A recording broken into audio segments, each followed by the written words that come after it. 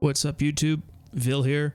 So last month we did a live stream listening party for our latest album, Pleine Noirceur, and we figured it would be a good idea to upload it to YouTube as well, since a lot of you do not have Facebook. So here it is. If you have any questions or if you want to let us know that you despise our music, just hit the comment section and we'll try and get back to you as soon as we can. So thanks a lot for all the support, and I hope you enjoy the video. Cheers. So we're trying this little thing live here. We've never done anything like this, so hopefully it won't be a total disaster. And yeah, it's going to be pretty straightforward. Just going to listen to the album, chat about our Christmas gifts, talk about our favorite eggnog recipes, stuff like that. And yeah, that's pretty much it. It's pretty simple. Oh man, this guy. All right, there you go. The joys of live streaming. So yeah, thanks for being there. And yeah. How Hi, are you everybody. guys doing? Thanks for having us, Phil. Hey, it's a pleasure. The fuck else am I gonna do during a pandemic? Long time no see. This is the closest thing to a jam we've done in the past like 8 months. Yeah, who knows? By the end of this whole live stream, I might have written a couple of new songs. And to comment on what Donnie said, imagine this technology in the mullet fever days. No, we can't. Definitely not. Imagine in the mullet fever days. There was not even GPS for tours, so yeah. We would have live streamed that whole recording. It took about 2 hours to record Mullet Fever. Puis en passant, Michel, c'est du vegan eggnog. So if that makes it better, it's open boy. I did bring eggnog, and it is vegan eggnog. What? Even though I'm not vegan, but I like to play it vegan on the internet. We're doing good. We're doing good, Christoph. I'm drinking awesome, wine. super stuff. I'm drinking wine like a super French dude. Is it good wine? Or like grocery No, it's store? okay wine.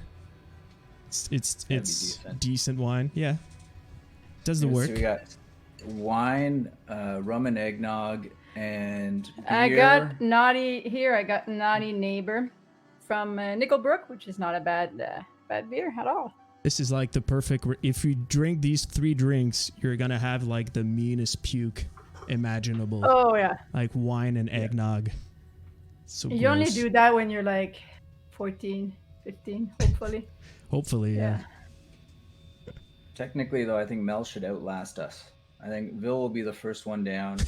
Hey, why? And then me, and then because of all the wine will just knock you out, and then I'll be down, and then it'll be like, by the time we get to like the last 2 songs, it's just going to be Mel saying, I don't know, not much. But like, how many eggnog drink can you drink in a row? You know what I mean? Like, I wonder if someone's got like a record of like 20 eggnog drink. The vegan stuff is a lot less gross. Yeah. It doesn't feel as Well, gross. if you can eat like 100 hot dogs in like 10 minutes, I'm sure you can drink a few pints of eggnog. And Topon, before we start the music, someone wants to know the origin of Topon Das. Like, where's your name from? It's Bengali from India. My dad's originally from Calcutta. Way to ignore your mom, though. My mom's Czech. I don't even know how many people are actually in this thing. Oh, I think I see Ron. Ron? Hi, Ron. Oh, yeah.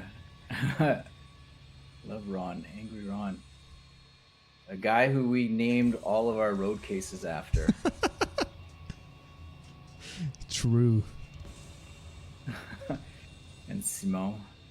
Smo. Nice. So, Matt Lewis from Hamilton. So, what we're thinking about doing soon is we're gonna listen to Pleine Noirceur from beginning to end, but we'll include in that playlist, if you want, the whole album plus the bonus track. So, if you guys want to know, there's a bonus track, which is track 0. That's the first one on the CD. Then there's kind of midway, there's a bonus track that is only on the vinyl.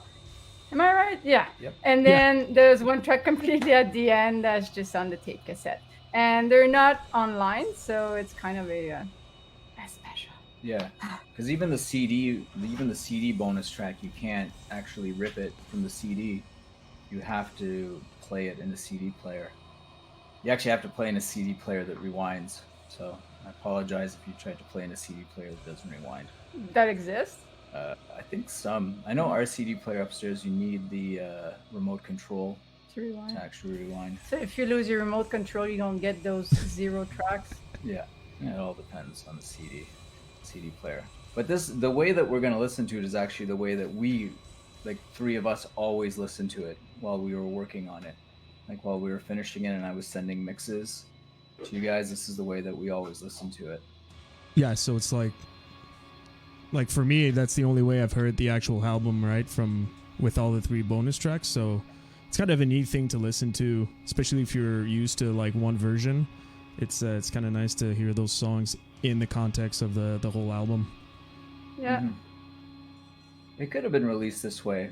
So I don't know. I don't think so. No. Hey, no, it couldn't have been released this way. how else can we sell all those tapes without the bonus tracks, all the juicy stuff? So I'm glad, Martin, you found the track. Because I don't know if I would have. I know a couple of people wrote to us and were like Where's the track? a bit not stoked that there was like different track on like all the releases. But I don't know. Just like just said, man, it's just like an artsy fartsy thing we do. We're just like an artsy fartsy band. There's got to be something artsy fartsy that happens in every release. Hey, what's up, Chase? Shouldn't you be covering like a new song right now? You taking some time off from covering songs? Chase has been killing it. Yeah. On the Instagram, playing our songs. It's like making me feel bad. It's like, oh my God, I got to practice. I was gonna say, Chase, I want to see you play The Wrecking, because I don't think I can play that song anymore. I'd like you to play it, so at least one of us does. All right, so I guess we're about ready to start this. We're gonna do it? Yeah, maybe not. Fuck it. I think I'm good, man. We got enough beer next to... you know what? Fuck it. We're just going to listen to Backstabber. Yeah. You know what's funny? I actually... I didn't listen to the whole album, but like recently, I think I told you I got Deezer, so I was checking out, and I checked our page on Deezer, and like I saw some tracks from Backstabber, and I actually like put some on, and I listened to Backstabber, and I was like, you know what? This isn't as bad as I remembered it being. That's a good feeling, I guess. It's better than the opposite. Especially when it's about your own music. Yeah, well, you know, it's the album that's always kind of like haunted me a bit. But I feel like actually I listened to it and I was like, some of these songs are actually really cool. And there's like a lot of really cool riffs. A lot of it actually reminded me of old like Cryptopsy, and like sloppier even than old Cryptopsy. Yeah. So, but yeah, no, it was kind of neat to revisit. So we can just listen to that album if you want instead. I'm sure Mel would love it. Mel would love to listen to that album. I'm good. That's the album before she could even speak English. So yeah, but I think the toughest part for me is, I guess, my voice. Comment c'est ça muet en anglais? You know, when you're a 12 years old boy and your voice changed. What's like that the guy in The process again? Simpsons? Puberty. Hey. Puberty, but it feels like my voice was like so high on that album. It has a charm to it, but I have a hard time listening back to the album mainly because of that. Yeah, Chase mentioning like re-recording those songs, and it's definitely something I thought about before. Because like I said, I feel like the songs aren't that bad, but we were not up to snuff. Like we didn't have the playing ability to pull that stuff off when we did. But yeah, it's hard. Some cool stuff. Yeah, music's hard. There was a question about Mark. What happened to Mark? Fuck that guy. Just kidding. I love him. We text each other like all the time because we're all Star Wars nerd, and we talk about the Mandalorian. Yeah, Mark left the band after our last tour, right? Yeah, that was the last show. Yeah. Yeah. Yeah. Yeah.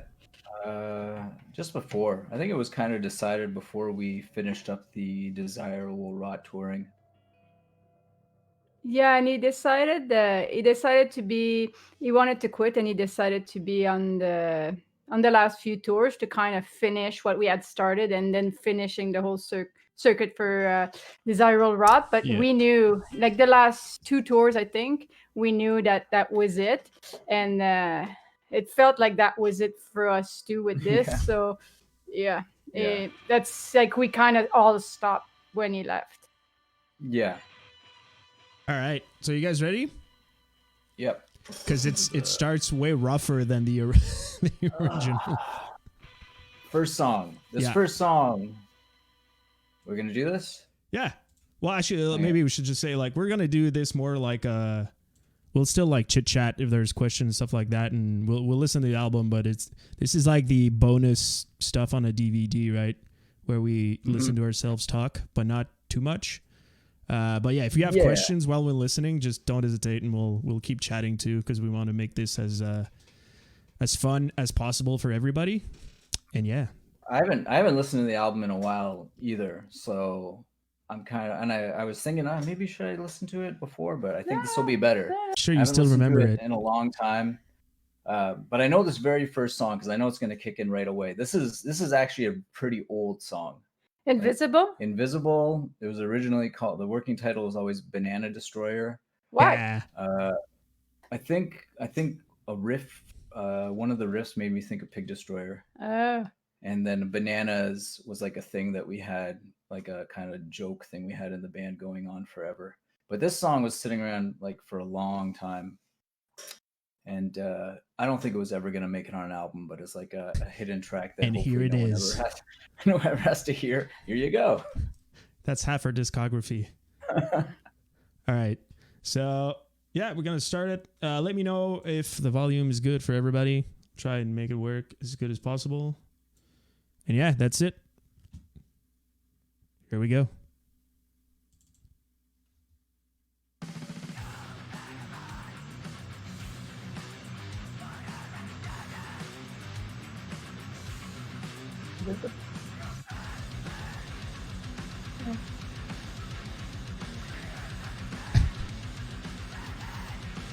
Burned by the sun chips.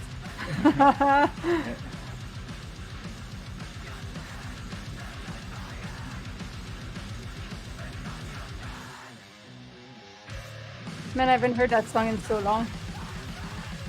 So yeah, this is a track that's the bonus on the CD when you rewind. Louder? Okay.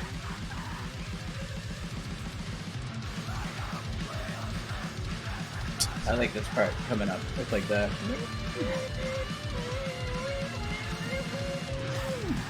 I like that.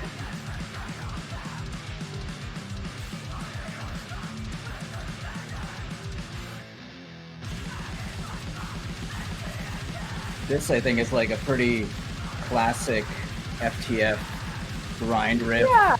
Just sliding all over the place, and eventually, hopefully, we all stop at the same time. Which we did. So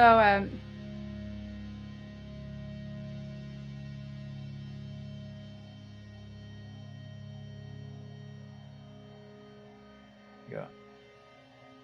So this is now we're entering the album actually starting, which is why it has this kind of is like it long intro. On the vinyl version, the intro is a little shorter? Yeah, actually I forgot about that. This is a little bit shorter on the vinyl just because time constraints.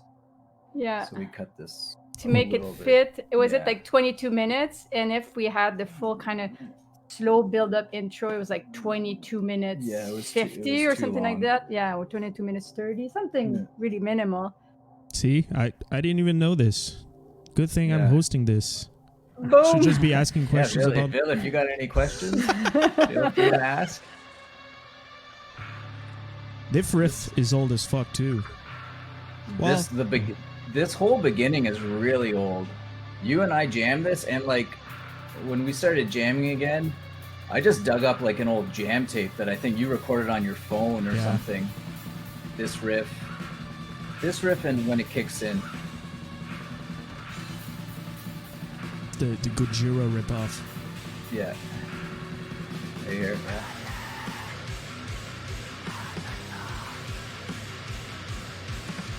Though I don't think like, you know, this sounds exactly like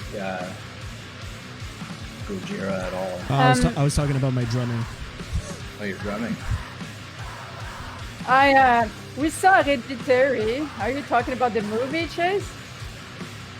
Oh yeah. It was really good, but I would really need to go back to watch that movie to see.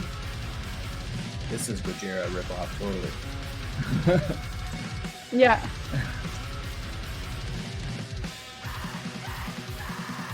Yeah, and then I think from this part on, after this riff we totally wrote this. So that whole beginning section was sitting around for years, and this is all new stuff that we sat and wrote. I think a lot of the stuff in this song, like I was reading a review and someone was like, I guess like Fuck the Facts has been like listening to black metal for like the past 5 years. And surprise, like, no. No, I haven't at all actually, but I think there's a lot of parts in this song that maybe make people think of black metal. I like this song a lot actually, and it's the longest song on the album.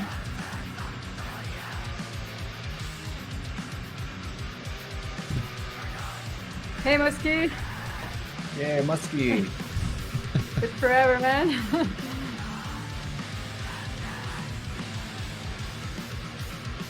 The song actually might have the most guitar layering as well.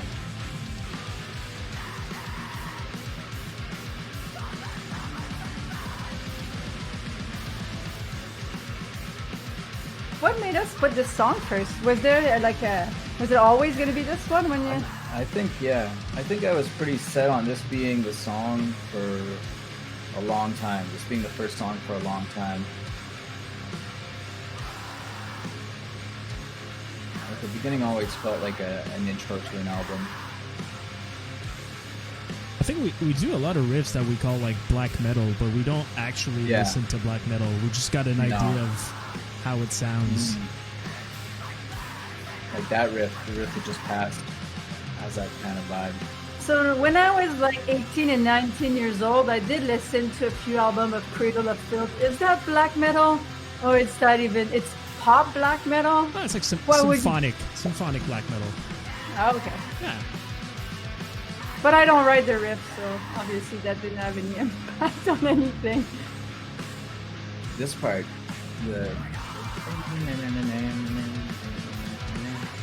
that is actually, that part always made me think a bit of Impure Lumina. Yeah, you're right.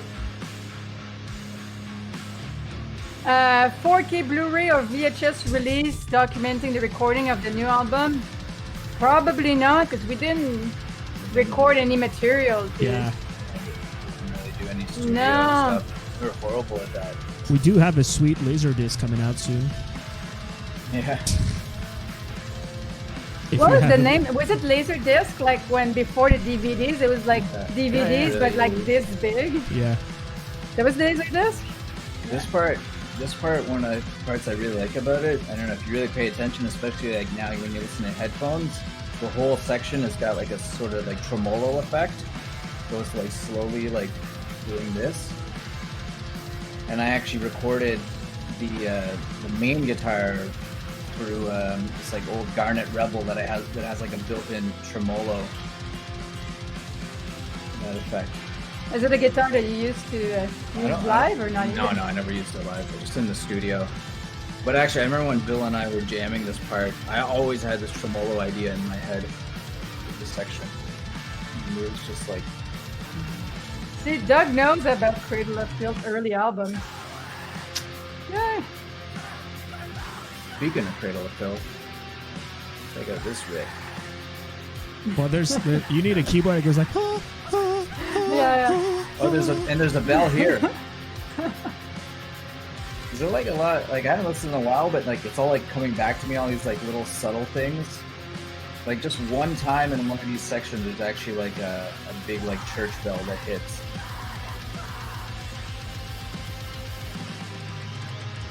This I think is like when people say black metal. This kind of makes me think of like old like Christ Agony, like not like blasting black metal, but kind of like mid-paced black metal stuff. Yeah.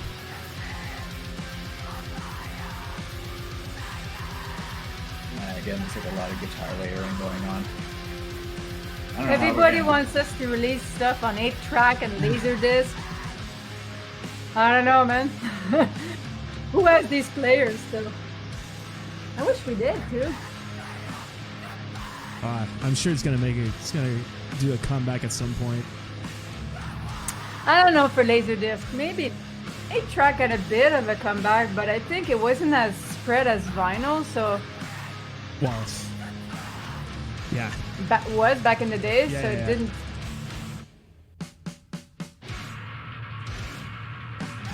I love the beginning of that song. I gotta say, I love the bass tone. Like, yeah. Sewage. When we first wrote that song, it was the guitar that did it, but then like later in the recording we changed it to the bass that does it, and I totally love it. I'm laughing because Chase said to release it on a PowerPoint presentation. I think that's kind of my style. I love it. We will do that for sure. This riff here, the riff that just passed, that has this kind of like noise solo. We actually asked Johnny to record a guitar solo over it, and he did it. He did a guitar solo, but it was like too good. So it was like it just didn't work with the part. We needed something kind of like messy and noisy. So there's a few questions for bass, and people are wondering if who recorded the bass. Am I correct to, because I wasn't there when you guys tracked, and is it like Bill recorded the bass on the songs that he wrote, and you recorded the bass on the songs that you wrote? Yeah, exactly. It's Disgorge Mexico style. Yeah, it's actually the same thing, right? Oh, this basically, is no, I think on Disgorge Mexico, you probably did some bass on some of the songs that I wrote as well. I remember when we did Disgorge Mexico, like our fingers would hurt so much from playing bass.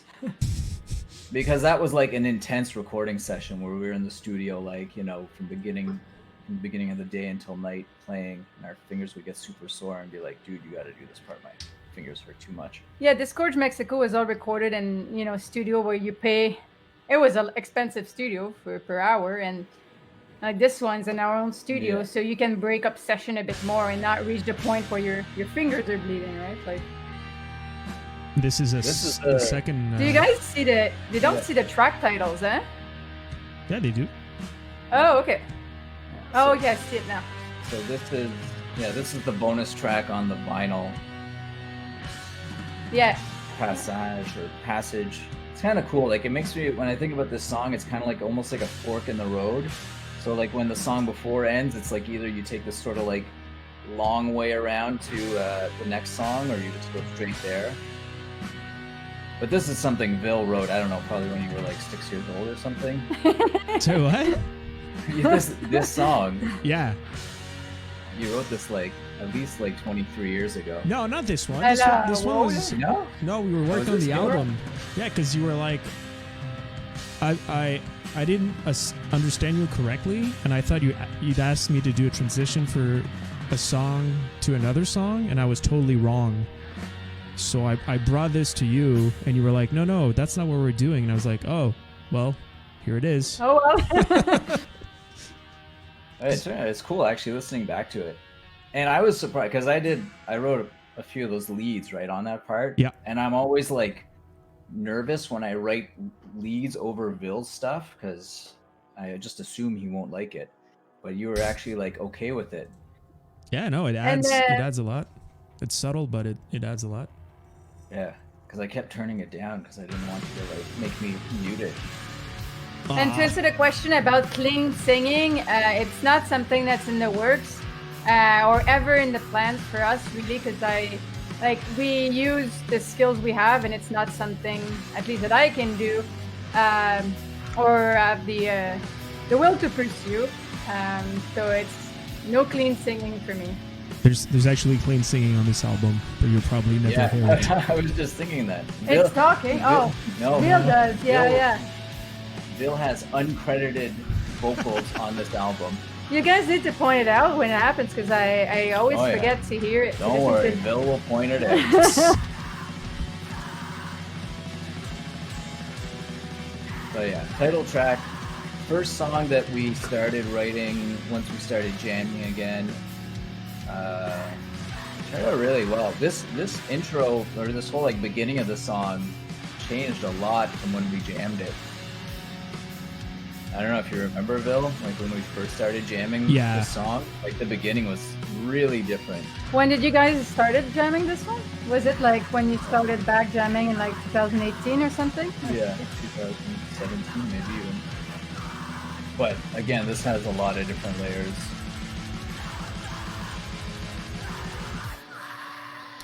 And yeah, Chase for the cool tuning question.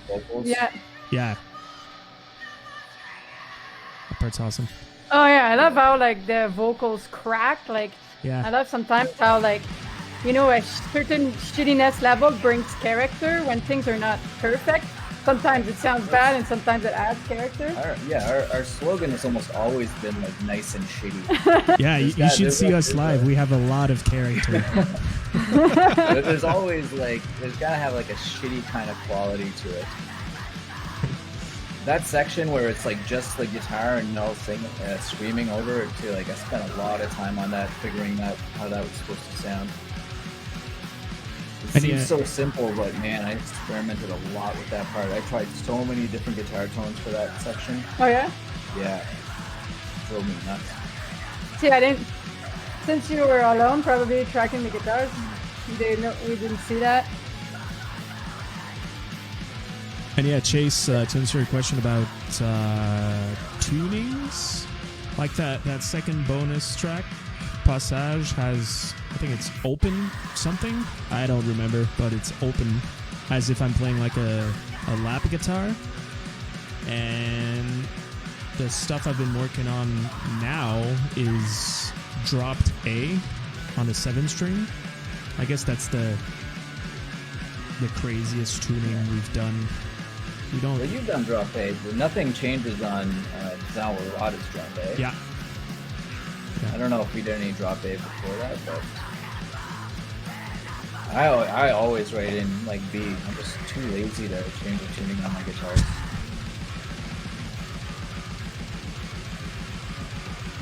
This is another like a riff like this, and like the end of Invisible. Those are like, I think, our classic kind of like our kind of grindcore riffs that we write. Yeah.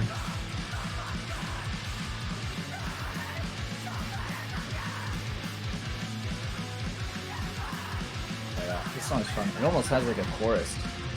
Yeah, and I would say like lyrically, it's probably the most depressing of the album too. This solo was written like really late. It was one of the, like, it's funny because we did the music video for this song way before we had finished the album. So they were just basic tracks that were recorded. So that solo didn't even exist when we recorded the music video for this. And I think it took a bit of convincing from you. When you first heard it, you weren't sure about it. Yeah, but I often have that when like I hear some songs for the first time, because I rarely hear them for the first time at jam. It's often like kind of a rough pre-prod, and sometimes I have a hard time when it's really metal but it grows on me. Yeah. Like it's just, and I guess that's cooler this way.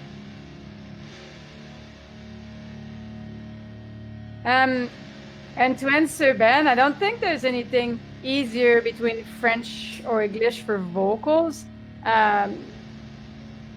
Writing lyrics is probably a bit easier in French for me, but at this point, like where we live, and get to know most people, you speak both languages every day, so it's just what it is, It's an easy transition from one to the other. Talking about transition. Oh, yeah. This is totally just an error. This isn't even like, because this isn't even the song Pleine Noirceur anymore. This was written literally just to get from this point to the next song. Yeah. But it's actually, I really like how this turned out. Yeah. This bass section I rewrote a lot of times too. I think it's those little parts that make everything kind of fit together on this album. Yeah. Well, and the lyrics at the end of Aube it's the same text as Pleine Right. Noirceur, so it's really a unit, you know, these two songs. But There's a lot of like almost in that like interlude. There's almost like synthy sounding parts, but there's no synth at all. Actually, I think on Doubt, Fear, Neglect, there's like a couple of like really small synth parts, but that's it. But there's no other synths on that album. every time you think you hear a synth, it's Bill singing. It's just guitar with like way too much reverb and decay. This is actually this we had for a long time as well. Mm-hmm. I don't know if you remember this, Bill, but this is another like jam tape that we kind of dug up. Yeah. That's what we do sometimes when we're jamming and just like some like quick idea comes out, we'll just record it and then it'll just like sit on a hard drive for like a couple of decades and then play with it. Like this sounds like synth almost, but there's no synth here. Did you busted your MIDI pickup again? I still have my MIDI pickup. I like to use it. It's pain in the ass to hook up. Some to answer your question, Nick, some of these bits were like added afterwards. We recorded some stuff like we went back to the studio to write some transition things on drums. I remember. Yeah, some of the stuff. Some of the transition stuff's done afterwards. There's always like and we did this for every album. As soon as we start writing songs, we'll start pre-prodding. We didn't do a lot of pre-prod for this, but we definitely play with transitions a bunch. We did like a rough recording and then an actual pre-prod, and that was it, right? Mm-hmm. But still, we added some stuff. Yeah. This is a really old song. This is one that I guess Mark wrote. Yeah. And we were jamming before. Before. Actually, this, not Invisible, but this and the very last song, or I guess this song and the next song, because they're like attached. In the very last song, the one that's just on the cassette, we were jamming before the break.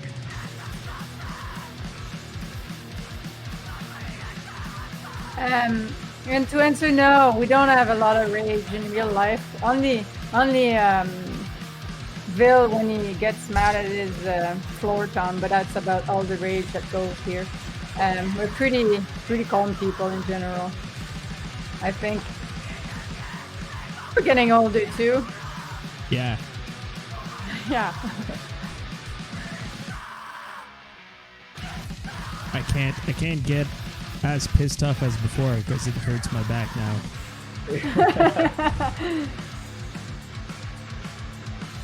Still get pissed off. Just now we just go to bed. Yeah.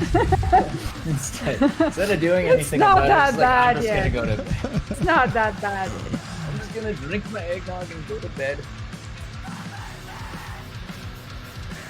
It's not too bad. We're at song number 5 or 6, second beer. I'm already halfway through my second eggnog.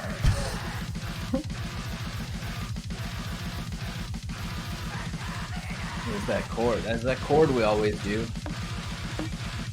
It's the FTF chord with Mark Borgon timing. Yeah.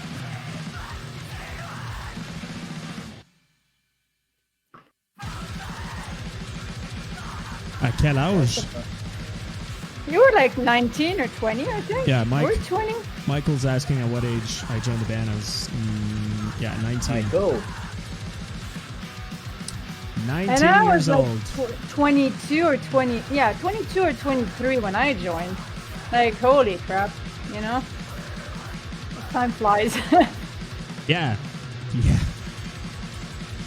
I was only, I don't know, like 19 or 20 when I joined. You didn't join. You were always there. That would about that. Hey, Seb. I like this part a lot too, the bass. I'm really happy with how the bass turned out. Man, I don't even know if I remember what I used to record the bass. But we used like my old like Ibanez 6-string bass that I've always had. Did you guys use a bass rig or a guitar, kind of half guitar rig? Or... It might have been a guitar rig. We've used, when we did Disgorge Mexico, Like 5150. yeah, we used a 5150. We actually, when we did Disgorge Mexico, we rented all this crazy bass gear. Yeah, you had a full like MPEG fridge. Yeah, we had all this crazy stuff, and we spent hours. We spent a long time trying to get a sound, just never worked, and we just plugged the bass in the 5150, and we're like, oh, there you go. It's because we don't actually want to hear any of the notes. It needs to just sound like. Oh, this is Bill's uncredited vocal appearance. He's in this section. Yeah. There's a drum question for you, Vil. Oh, I've answered. Yeah. Oh, okay. If you squint your ears, you can hear Bill singing. Didn't hear it. Never heard it. But yeah, I need to... it's a good question for the drums, but no, I don't. I don't know what I'm doing really drum wise. So if it This sounds, is a- if me and Topan look at each other and we're like, this sounds good, right? He's like, yeah, this sounds great. I'm like, okay, and that's it. This is a Bill song, and I think this is a song you wrote when you were like 8.5 or something, right? That's probably 15 years ago, yeah, or 14 years ago, something like that. J'étais en appartement avec Roxane. I tell you how long that is. How long Yeah, ago I that remember picking you up for jam at that apartment. Or I actually randomly stumbled upon, because I'm starting to like piece together some new stuff now. I was going through some old demos, and I stumbled upon the original demo of like what is like Racines, and it has a riff in there that I guess we just like totally got rid of. It's And the I riff where the completely- babies are crying, huh? Yeah, it's like the start stop, almost like Meshuggah-y kind of riff, Yeah. but like happy Meshuggah. It's not Forgot a good. about that. It's not a good riff. That's probably why it's I not guess there. that's why it's not there anymore. Or maybe it'll be on the next album. and to answer Matt, no, I don't think I can play bass. I don't think it's gonna happen. I mean, it would take a while. Even then, I would need like a mini bass or something funky like that. But we've got Seb that's on the chat actually right now, who played bass at the last show, yeah. So live we have him playing bass. It's not in the plans for me to ever do that. We missed it, but this is another song where you did like a really kind of like different vocal thing. Yeah, More would like you a call it hardcore vocals? Yeah, hardcore kind of yelly thing. Yeah, I find them fun to do in studio, but they're kind of scary to do live because it's not, what I've been doing for the past 20 years, and it's kind of it's out of my comfort zone. So we'll see when shows start again, whenever that is.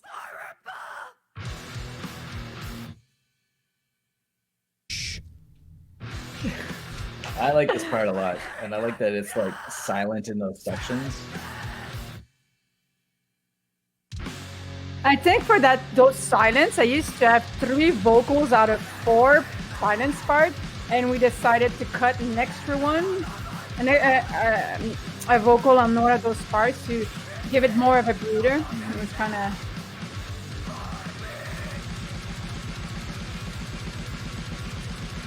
Just like And that's something I find like with vocals over time.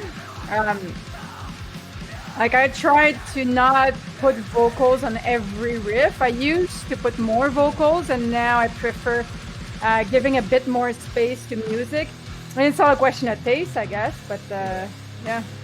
especially on this album, there's a lot of breathing room for the vocals. Like I know when we gave Mel the songs, there's a few that we were like, these are interludes. Like don't worry about writing vocals on them. And there's a couple of them that you did put some lines. I was like, I don't care what you said. Yeah. but not like vocal plastered from A to B, but just like little punctual vocals, sort of. I like this end lead a lot too. And this came at Yeah, it's kind of a sad lead and kind of a. I really like those like really simple kind of like, I guess because I'm not like a shredding guitar player at all. I just like really simple kind of like melodic leads.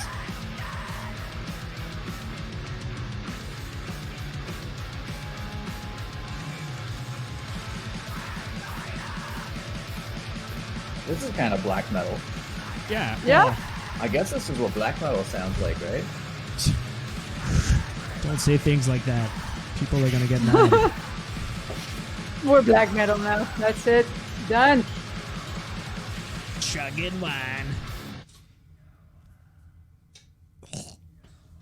We used to have the last vocals repeating a lot louder on this part, and now turn you it need down. to It's really pretty subtle. listen to it like quite loud, and you'll hear vocals like fading Yeah. out in that transition.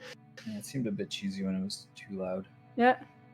This I had for a long time, and actually when we released did the Abandoned EP, this was originally an intro that I was playing with for that whole EP. Like this whole like riff lead thing, just guitar. Like this is when I bought my Garnet Pro 200. I just was like at home and I just kind of like wrote this, and it just sat on a hard drive until. But you have to but we say- almost released it before. You have to say when a song is new, because now everything's like sounding like everything's There's old. some new songs in there. Everything I Love Is Ending was completely new. Pleine Noirceur Hi, is Scott. completely Oh new. yeah. And hey Scott, to answer your question, so the artwork for the album, it came from I was looking for ideas for the new album, and I got inspired by Sebado Bake Sale album, and it's just like an old photo from the 70s. So I went to dug in my parents' photos, and I found some gem in there, and there's a photo that's all the inside. It's all photos that either are from my parents' old photo albums or photos that were in the attic of Topon's mom's house when she bought it. So it's kind of most of them are my mom and my grandma in the photos, and I thought it was really cool to be able to use family in the artwork. And I did get my mom's okay after the fact, before the pressing, but still I was pretty happy about that.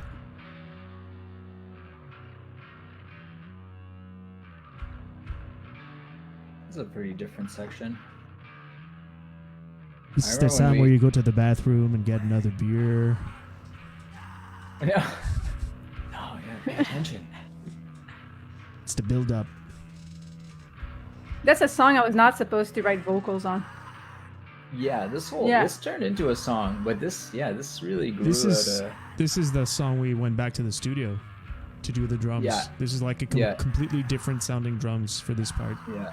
This we did with just like a kick mic and two overheads. You can kind of hear it. Right?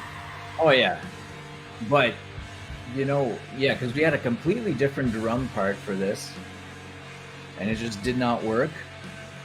But it actually sounds better that the drums are like super lo-fi. Well, not super lo-fi, but they're more lo-fi than And the rest of the drums. the lyrics on this one talks about the last time that I saw my grandmother. That's not the one that's in the artwork, the other one. And when you go visit someone and it's the last time you're seeing them, kind of facing that fact and knowing it's the person end of life, it's a little difficult to accept. That's what it talks about. This whole like talking section really just came out randomly in the studio. Yeah, too. that was so random, eh? Like Yeah. we didn't plan for that. There was Yeah. nothing written. Totally, it's like one of those like rap moments where I just like hit record and you just kind of like spat it out and you're like, oh. Yeah, without the rap aspect, but yeah. Hello, carcass. This part. I was actually toying. I was like, maybe it's got to go like something like that, like Symphonies of Sickness, like gargly vocal. Like the fucking pitch shifter pedal. Yeah.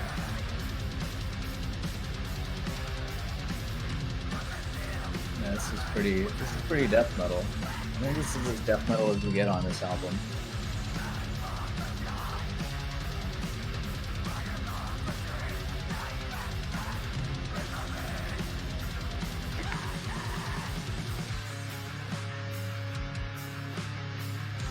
I think I'll have to go with Simon. It's probably my favorite song on the album, just because of the, can I call it a more hardcore chorus? Can I call it a chorus? Yeah, the part that's coming up. Yeah, I really like the vibe of that part, and like it's tough to separate yourself if you're in the band to have an outsider perspective, but I think it's a part that I would be into if I wasn't in the band. This is actually the bass. I think I watched Chase's video and he played on a guitar, but this is actually just the bass.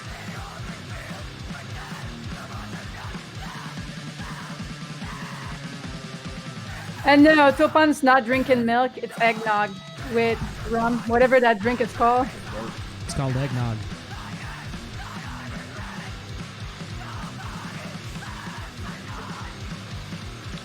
Yeah, it's a fun riff. Riff's really fun to play. I don't think we've played it live. I think it'll be fun too. The only song that we played was Pleine Noirceur. Yeah, I'm picturing this song as a fun one to play live. Yeah.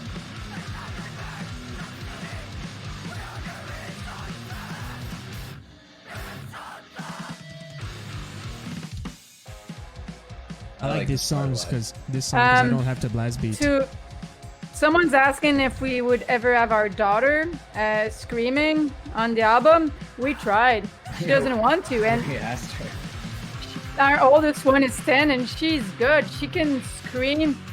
Like, I don't know, it's not this album, but the Desirable Rot, I was tracking at home, and then I left the room and came upstairs, and she was actually doing vocals. We never showed her. She was doing vocals, and she was so good.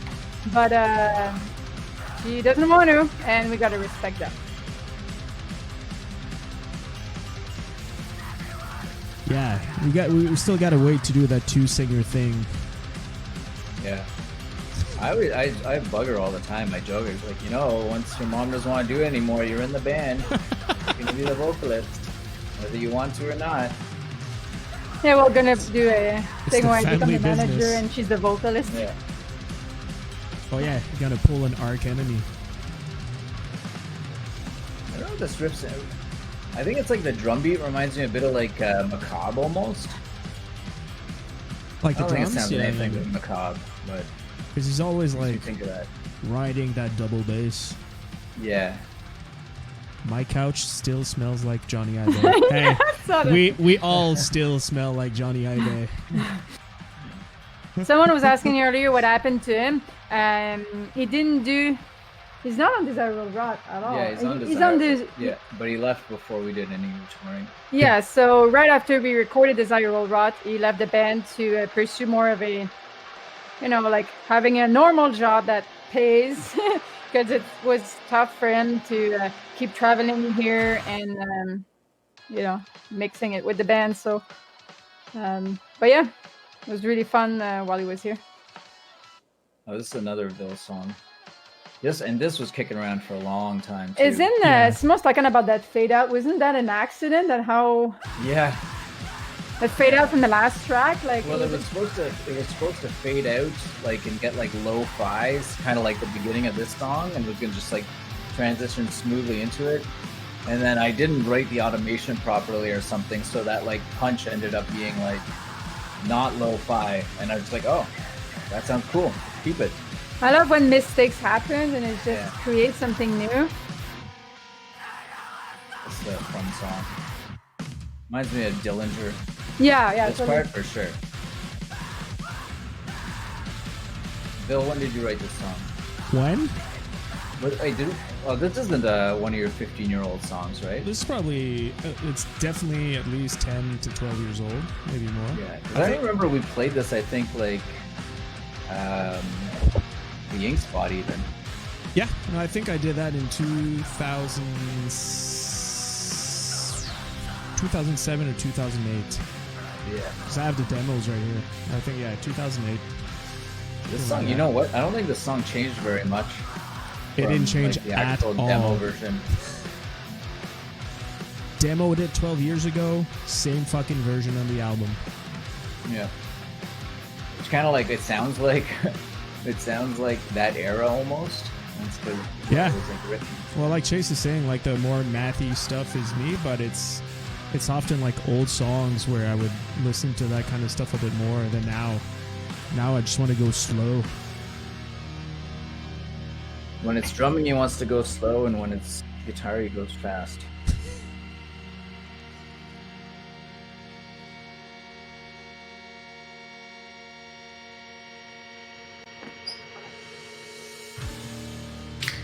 And that's a total Ryu song.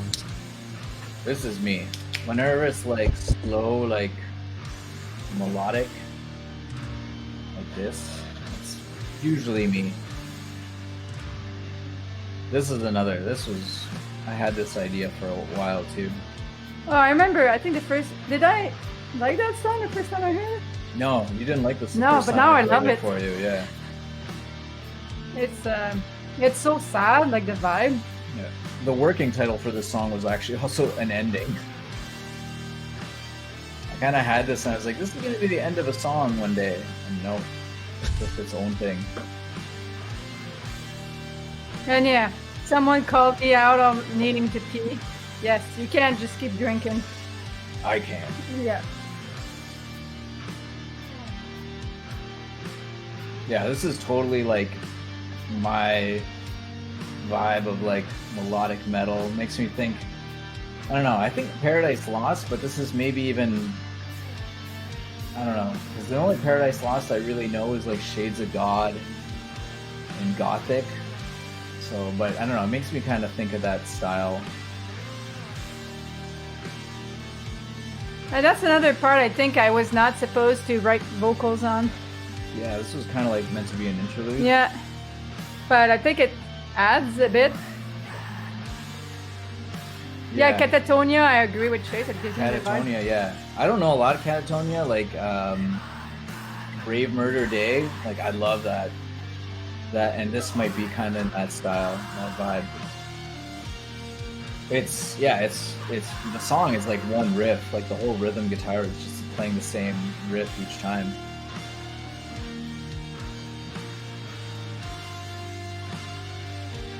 But yeah, it's fun.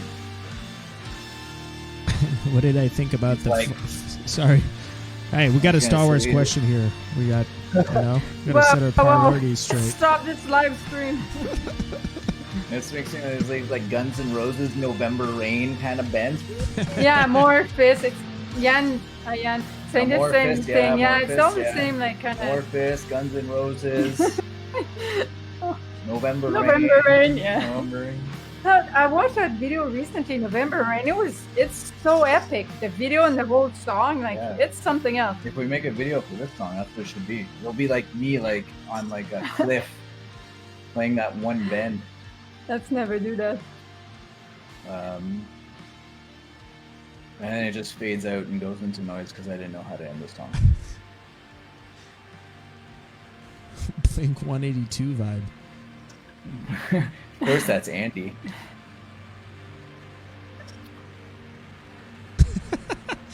I can picture Topon with the Slash hat and the glasses and shit. Mm-hmm. Yeah, when I was a teenager, I thought Slash with the hat, that look, I thought it was so cool. It is pretty cool. Yeah. We're already. This is the last song on the actual album. Yeah, we're getting. Right here.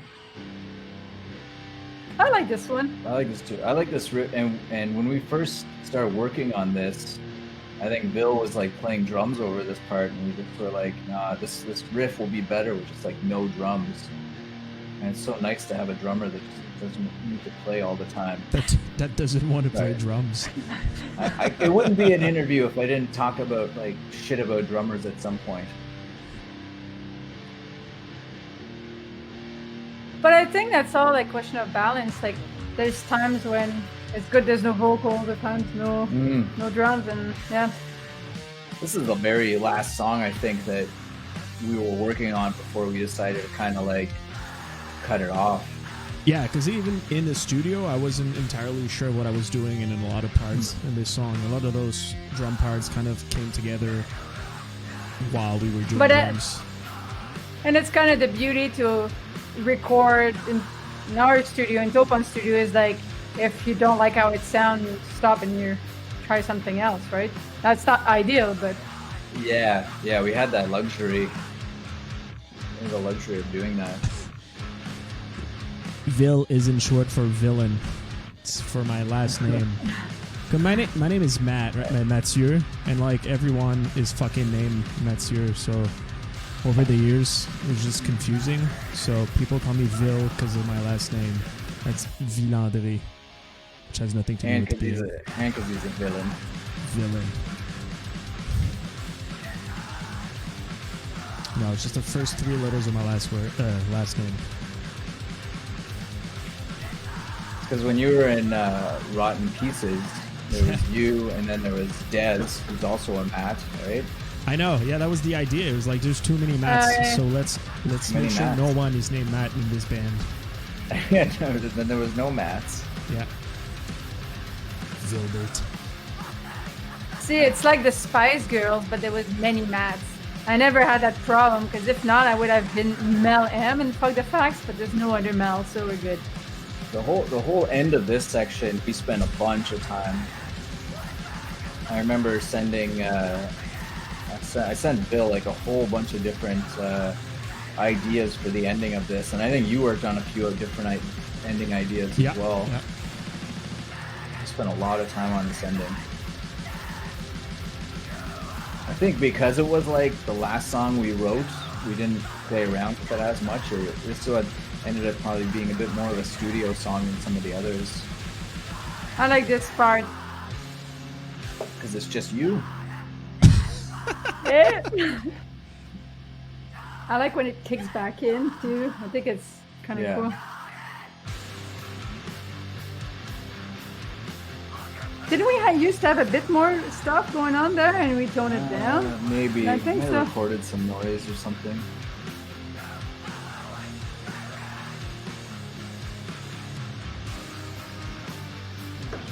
All right, I like this lead a lot too. Yeah. This is totally my. I keep saying it, but this is like totally my vibe of like leads and stuff, and melodic metal.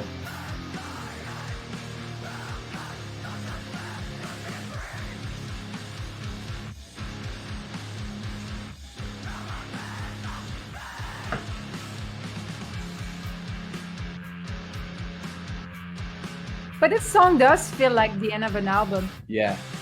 Oh yeah, I like this. It's kind of like almost like a bass lead.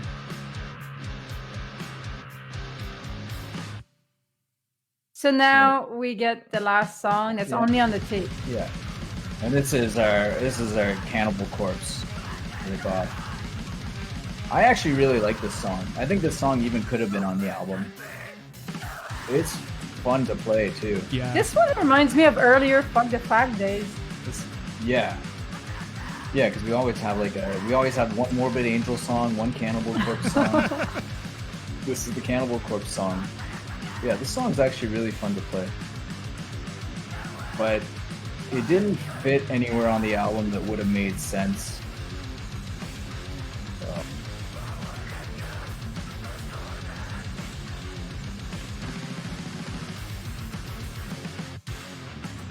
And it's funny it's called Torment, because I'm pretty sure that's a Cannibal Corpse album.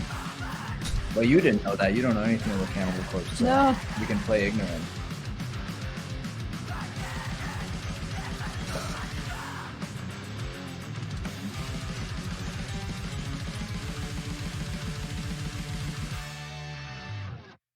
Pinch was a pain in the ass to hit. All right, we're That's done. it? Is that it? Are we done? All right, later. Time to shotgun beers. Let's just listen to all our albums. No, let's not do that.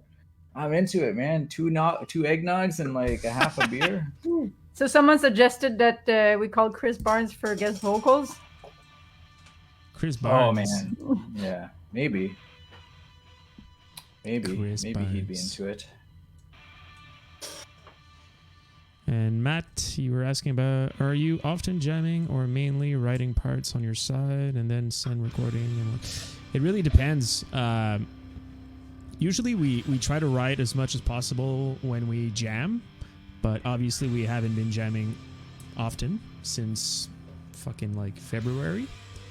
But usually we work on stuff when we jam, and then I work on stuff on my own, and Topon's gonna work on stuff on his own, and we send each other like demos and stuff like that. It really depends on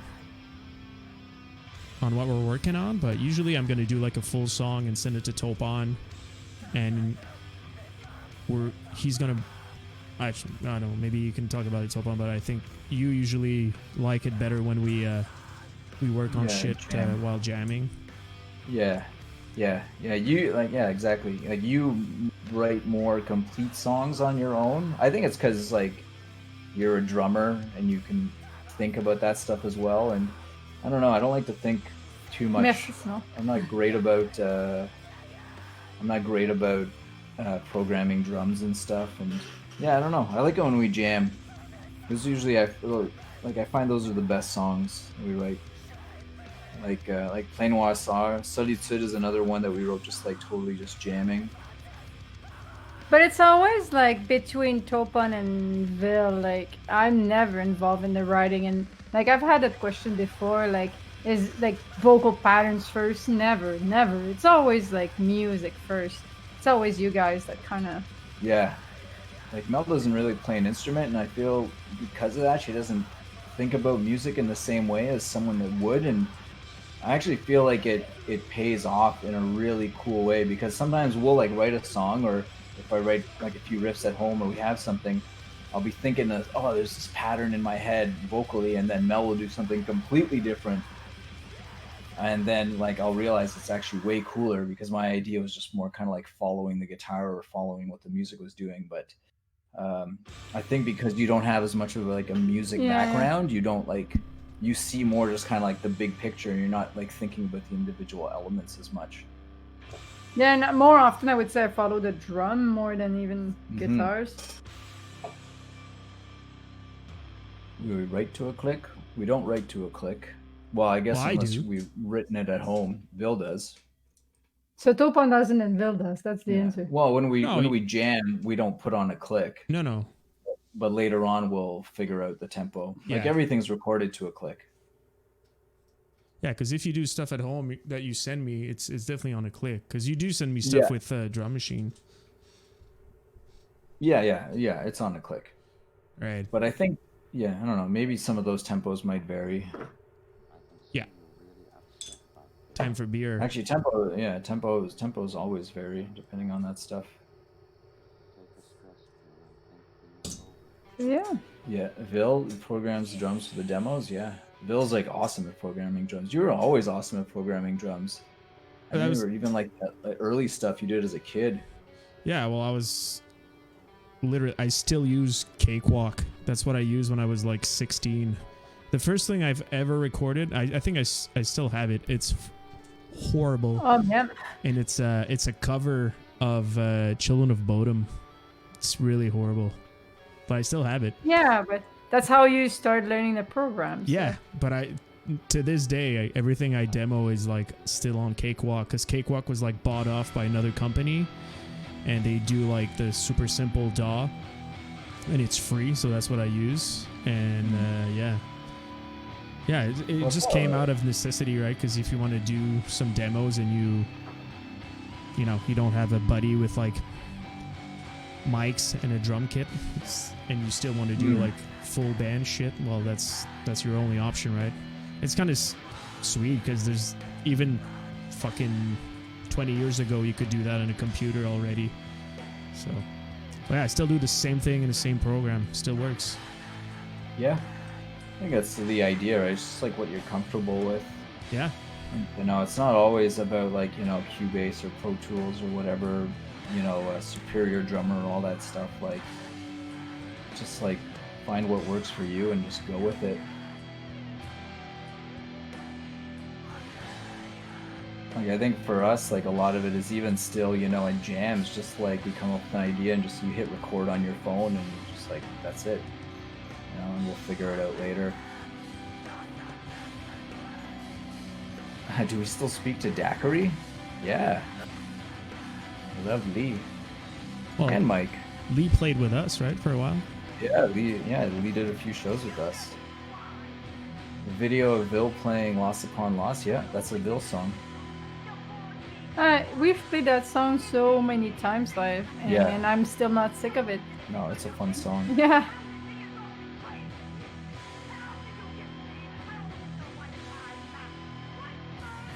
You guys enjoying microbrews or something more specific? I'm enjoying this cheap Quebec beer.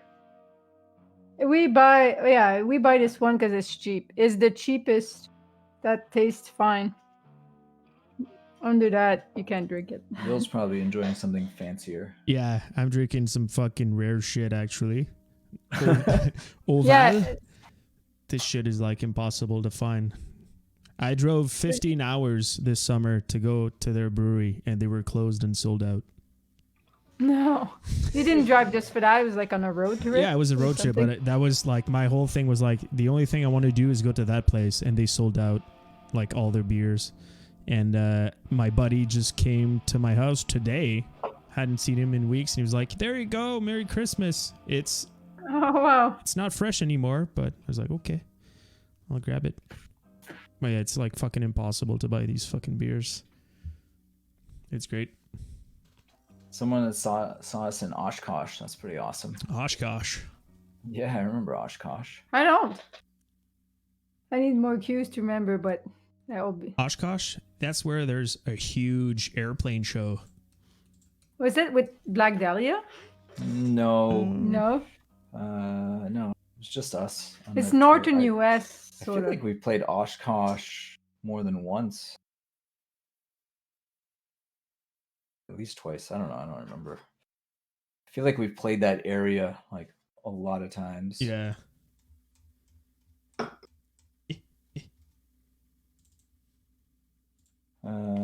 Shit. Okay. So fun. If I ever wanted to compose music for TV, film, video games, I don't know. I never really thought about it. Sounds like it would be something neat.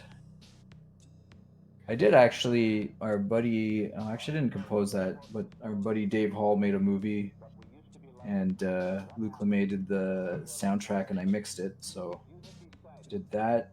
I think that's probably the closest I've come.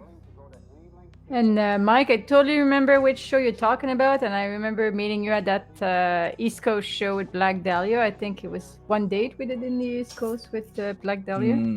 Yeah. Oh, yeah, we know Mike for sure. Yeah, but we met him in the East Coast tour with Black Dahlia. There was one date. Oh yeah. Yep. Well, we played. We played Halifax. Halifax. Yeah. I think that's the only date.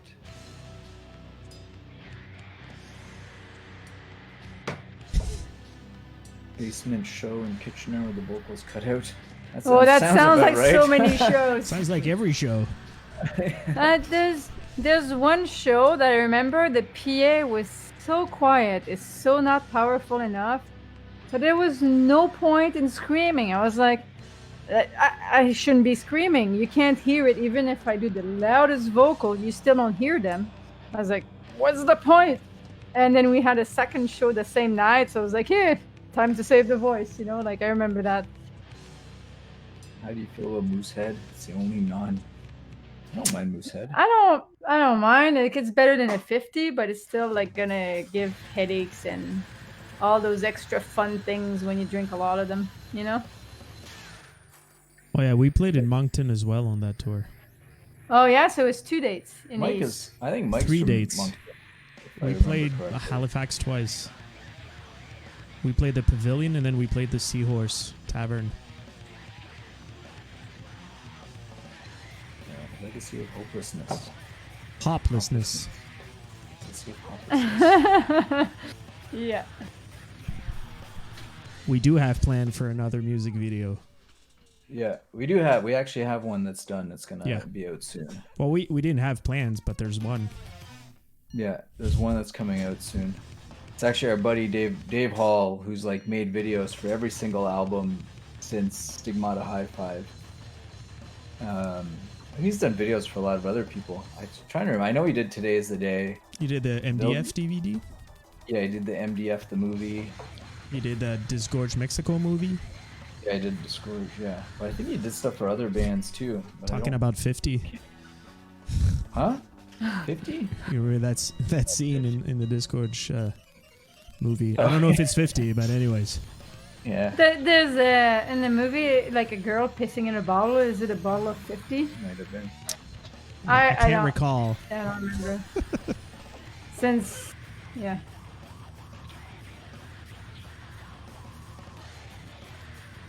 So yeah. But yeah, and hopefully we'll do want to do a few videos if we can. That'd be sweet. It's so hard to do anything with the fucking pandemic going on, right?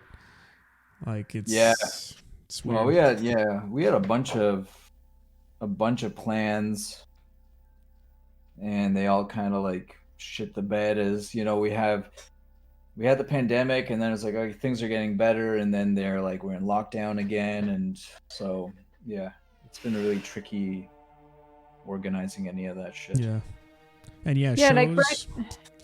I don't even know if we're allowed to jam. In Quebec, we're not allowed to practice. I think in Ontario, we're technically allowed to practice, but it's like you need to be 2 meters apart. I would need to be behind a plexiglass. Like, it's just so tricky that I don't think we have the motivation to go, or the need to do it to that extent, right? Yeah. I think that's pretty much it. We're just kind of like figuring out things and taking them as they come. Yeah. Just doing what we can. But doing something like this was really cool. Like, you know, it's really fun that people are hanging out and, you know, people asking questions and stuff like that. It was really cool. I didn't know how this was all gonna go, so. Yeah. Yeah. Well, thanks for like a big cheers. Same as Topan. It was kind of fun to have a lot of feedback. Like I see someone like, let's say Christoph, that just gave us tons of input along the way, and it's really cool to see the support through an event like this. It's kind of cool, yeah. It feels like we're not completely home alone, even though we are. It's kind of a kitchen party. I hope you drank less beer than us through this. Yeah, that was a fun idea. Because we were like, even no matter what, we're just going to hang out and have our own like Christmas party. I think someone's asking about Morbid Angel. Yeah, Morbid Angel is definitely an influence. And fans of Blood Incantation. I haven't heard the album, but I've actually seen them live. They played at a venue that I used to work at. And I remember it being cool. Bill, you said you heard them, right? Yeah. Yes, because I read an article like a Quebec like fucking newspaper was talking about them, and I was kind of surprised to see like a random metal review in the La Presse, and I checked it out. It's pretty cool, but it's out there like 7 to 8 minutes like death metal songs. It's okay, but it's pretty cool. I like it. Yeah, it's cool. Yeah, I think I should check it out. I think I would like it. I'm gonna give it a listen.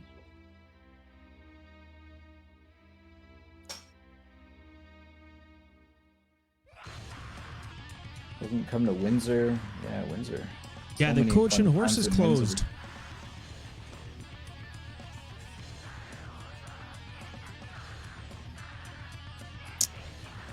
So yeah, that pretty much wraps it up for us. And yeah, hopefully, well, first of all, thanks for everybody. Thanks to everybody. Yeah, I'm losing my English. It's the oval, whatever. Yeah, it's oval. Oval. Next time we'll do this in French. Yeah. And thanks to everyone that showed up. Super cool. Hopefully we will do something like that again. And I don't know what else to say really. It just it was pretty. Let us know. Yeah, big thank you. Yeah. Glad we got this kitchen party going. Yeah. It was awesome. We'll make I think we'll make some plans to do something like this again. This was too much fun. Yeah. So, No, we'll figure some shit out and do this again. That would be great. We can just like I could have like a drum machine. Actually, I have a MIDI controller. I can just like play drums with on my keys, and you can play. We can do like an acoustic live set. And we promised Topon won't be drinking eggnog because the holidays will be over. So, yeah. Yep. Thank you for helping me finish my eggnog before it went bad. Well, yeah, thanks a lot. Thanks, everybody. And have a good night. Yeah. And, bye, guys. Yeah. Thanks so much. Cheers. Big cheers. Thanks a lot.